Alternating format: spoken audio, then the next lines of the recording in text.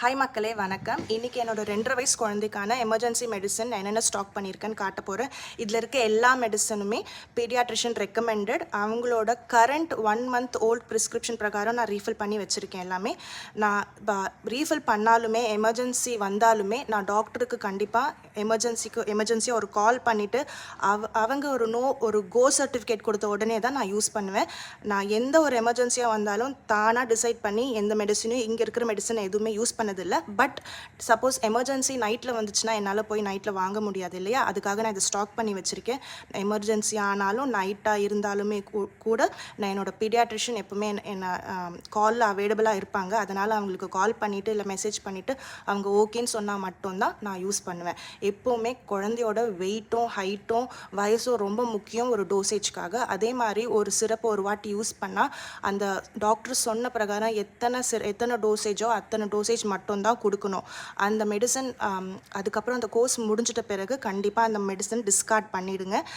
Suppose நீங்கள் storage பண்ணணுன்னா டாக்டர்கிட்ட கேட்டு அது புது பாட்டிலாக வாங்கி வைங்க. ஒன்ஸ் ஒரு பாட்டில் ஓப்பன்னா அதுக்கப்புறம் அதோட பொட்டன்சி கம்மியாயிடும். அதை ஞாபகம் வச்சுக்கோங்க.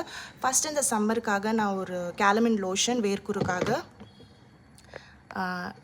நெக்ஸ்ட்டு ஒரு அலர்ஜிக்கான சிரப், டிவார்மிங்கான சிரப். நான் அதை எப்போ கடைசியான டோஸ் கொடுத்தனோ அது எழுதி வச்சுருக்கேன். புது டோஸ் கொடுக்கும்போது புதுசாக பாட்டில் வாங்குவேன். ஏன்னா அது கண்டிப்பாக இது இப்போது சக்கரை தண்ணியாக மாறி இருக்கும். நெக்ஸ்ட்டு ஒரு இரும்பல் சளி மூக்கடைப்புக்கான ஒரு மருந்து, பேராசிட்டமல் அஃப்கோர்ஸ், அதுவுமே என்னோடய குழந்தைக்கு வெயிட் பிரகாரம் கால்குலேட் பண்ணி வாங்கி வச்சுருக்கேன். மூக்கடைப்புக்கான ஒரு மருந்து, இது அடிக்கடி யூஸ் பண்ணக்கூடாது. ரொம்ப யூஸ் பண்ணால் மூக்கு ட்ரை ஆகிடும். பட் இப்போ காட்ட போகிறது நீங்கள் ஒரு 3-4 வாட்டி கூட மூக்கடைப்புக்கு யூஸ் பண்ணலாம் தாராளமாக.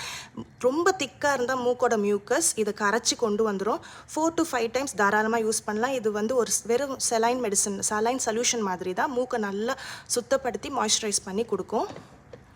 ஒரு mosquito repellent, antiseptic powder, antiseptic solution, ஒரு விட்டமின் டி டானிக், வயிறு வலி வயிறு வலி வந்தால் ஒரு வயிறு வலிக்கான ஒரு சிரப், மூக்கில் ரொம்ப சளி இருந்து அடைச்சிட்டு இருக்கும்போது குழந்தைங்களால் மூக்கை சிந்த முடியலன்னா அதை எடுக்கிறதுக்காக ஒரு இவாக்யூவேட்டர், சில பேண்டேஜஸ். இந்த மாத்திரையை பற்றி நான் செகண்ட் வீடியோவில் பேசுகிறேன். இன்னும் நிறைய இதை பற்றி தெரிஞ்சுக்கணுன்னா செகண்ட் வீடியோவுக்கு சப்ஸ்கிரைப் பண்ணுங்கள். என்னை என்கரேஜ் பண்ணுறதுக்கு இந்த வீடியோவை லைக்கும் பண்ணுங்கள் ப்ளீஸ். தேங்க்யூ.